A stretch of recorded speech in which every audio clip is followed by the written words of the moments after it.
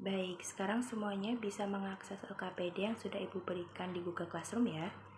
Untuk yang terkendala dalam mengakses LKPD, bisa dituliskan namanya di room chat Google Meet ini ya, agar Ibu tahu siapa saja yang mungkin susah mengakses LKPD. Adakah yang sudah bisa membuka LKPD-nya? Baik, jika sudah semua, sekarang kita akan mengisi LKPD ini bersama-sama. Untuk langkah yang pertama, kita akan mengisi nama dan juga nomor absen dulu. Sekarang semuanya bisa menulis nama dan nomor absennya di cover LKPD yang sudah tercantum ya.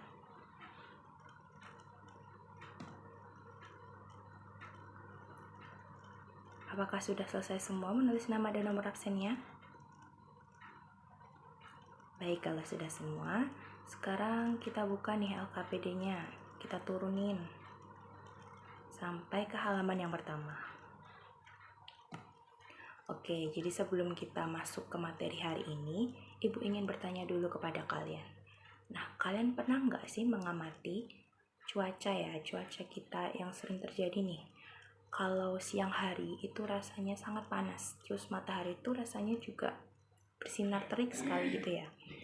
Tapi kemudian di sore hari, tiba-tiba cuaca itu mendung dan juga hujan itu turun sangat deras. Nah, menurut kalian, apa yang menyebabkan fenomena tersebut terjadi? Ayo, siapa yang tahu? Pasti masih ada hubungannya dengan materi yang akan kita bahas hari ini. Ada yang mau berpendapat? Ya, silakan Sinta.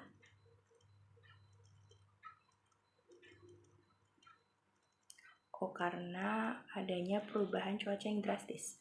Oke, boleh. Coba ada yang mau berpendapat yang lain? Silakan Nina.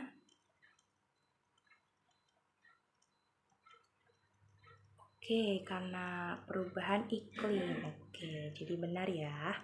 Jadi, mengapa hal tersebut itu bisa terjadi? Itu ada kaitannya dengan materi yang akan kita bahas hari ini, yaitu tentang perubahan iklim. Jadi, mengapa fenomena tersebut dapat terjadi? Itu salah satunya adalah akibat dari adanya perubahan iklim. Oke, jadi tadi adalah salah satu faktor dari perubahan iklim. Nah, sebenarnya apa yang dimaksud dengan perubahan iklim? Ada yang mau berpendapat? Iya, silakan Ezi.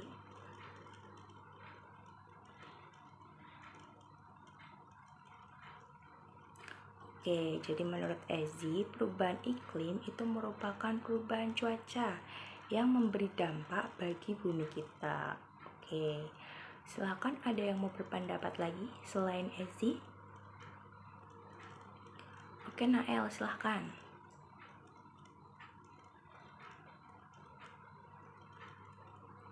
Oke, kalau menurut Nael, perubahan iklim itu merupakan perubahan pola cuaca yang drastis. Oke, adakah yang mau berpendapat lagi? Satu lagi? Nanti kita akan simpulkan bersama-sama dari pendapat teman-teman nih. Oke, silahkan Nindi. Oke, jadi Nindi berpendapat kalau perubahan iklim itu merupakan perubahan cuaca dalam jangka waktu tertentu. Oke, jadi sekarang kita bisa simpulkan ya pendapat dari teman-teman. Nah, dari ketiga jawaban teman kalian tadi, itu semuanya benar ya. Dan apabila kita simpulkan bersama, perubahan iklim itu merupakan perubahan pola cuaca dan kondisi fisik di atmosfer dalam jangka waktu yang panjang, dan kemudian itu akan membawa dampak bagi kehidupan di bumi kita. Nah, sekarang semua sudah tahu apa itu yang dimaksud dengan perubahan iklim. Sekarang kita amati gambar yang ada di LKPD ya. Nah, jadi ada dua buah gambar, di mana gambar ini menunjukkan fenomena yang tentunya nggak asing, yang biasa mungkin kita jumpai di kehidupan sehari-hari dan yang kita bisa lihat, baca di berita gitu ya. Sekarang ada yang mau tahu, ada yang mau menyebutkan ini ada gambar apa saja di LKPD-nya? Ya, silakan Rio. Yang gambar sebelah kiri itu gambar apa? Iya, gambar kendaraan. Banyak kendaraan ya, dan itu mengeluarkan asap. Oke, untuk gambar yang sebelah kanan. Ya, yang sebelah kanan ini adalah gambar dari kebakaran hutan. Baik, jadi semuanya sudah selesai mengisi LKPD ya. Dan karena kita juga tadi sudah presentasi, maka Ibu akan memberikan sedikit penguatan materi mengenai efek rumah kaca tadi, agar kalian bisa lebih memahami mengenai konsep efek rumah kaca yang benar. Nah, jadi hari ini kita belajar mengenai perubahan iklim dan kaitannya juga dengan efek rumah kaca. Oke, jadi apa itu efek rumah kaca? Nah, berdasarkan jawaban dari kalian tadi, itu bisa kita simpulkan begini. Efek rumah kaca itu merupakan proses pemanasan alami yang terjadi ketika gas-gas rumah kaca di atmosfer bumi itu memerangkap radiasi panas dari bumi. Ya, jadi begitu ya yang dinamakan efek rumah kaca. Nah, coba tadi ada yang masih ingat gas-gas rumah kaca itu apa aja? Ya, silakan Lia.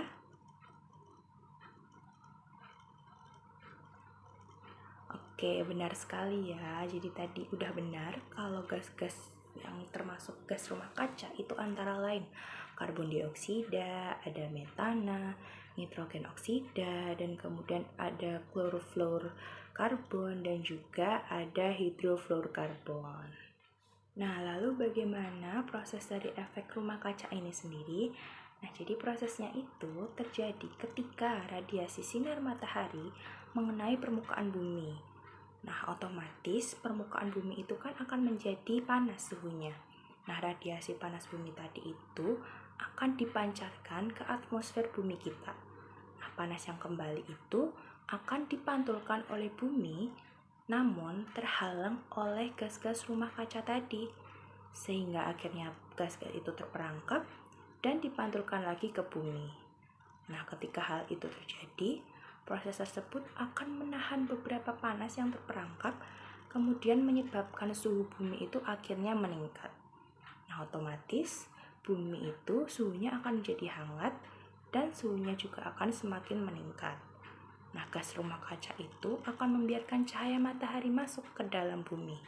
Akan tetapi, gas tersebut memantulkan kembali ke permukaan bumi, sehingga kondisi di bumi pun tetap hangat dan suhunya juga semakin meningkat. Nah, bahayanya ketika kita kelebihan gas rumah kaca ini, otomatis panas yang diproduksi bumi ini pun semakin meningkat, sehingga akan menyebabkan dampak-dampak negatif bagi bumi kita. Nah, apa saja dampak-dampak negatifnya? Tadi kita juga sudah cari bersama-sama dari video yang sudah ditampilkan di LKPD. Nah, jadi ada beberapa dampak yang benar-benar sangat berpengaruh bagi bumi kita akibat dari proses efek rumah kaca itu. Yang pertama, tentu seperti yang sudah dijelaskan ya, jadi akan ada perubahan temperatur bumi yang semakin tinggi. Nah, jadinya perubahan iklim di berbagai daerah itu juga turut meningkat drastis. Seperti ya, ini contohnya itu dia akan bisa membuat mencairnya glaster atau bongkahan es, sehingga kadar air laut pun dia akan naik. Permukaan air laut itu akan semakin meningkat.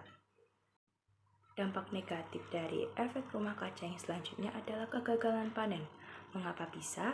Karena kalau suhu di bumi itu meningkat, otomatis lahan-lahan itu akan menjadi kering. Dan apabila lahan-lahan itu terlalu kering, tentu tidak bisa ditanami oleh tumbuh-tumbuhan. Dan tentunya akan menyebabkan kegagalan panen. Dan hal ini tentunya akan sangat merugikan para petani. Dampak yang selanjutnya yaitu adalah menipisnya lapisan ozon di atmosfer. Nah, hal ini sangat membahayakan. Kenapa? Karena lapisan ozon itu salah satu fungsi utamanya itu adalah melindungi bumi dari bahaya sinar ultraviolet. Nah, coba bayangkan apabila lapisan ozon pada atmosfer itu semakin tipis, pasti bahaya dari sinar ultraviolet itu akan semakin membahayakan bagi bumi kita. Dan kemudian yang selanjutnya ada meningkatnya resiko kepunahan berbagai spesies makhluk hidup, dan salah satunya juga akan menyebabkan hilangnya terumbu karang yang ada di perairan laut. Nah, karena kita sudah mengetahui dampak dari gas-gas rumah kaca bagi kehidupan di bumi kita, maka sebisa mungkin kita harus bisa menjaga bumi kita agar bisa terbebas dari berlebihnya efek gas rumah kaca tersebut.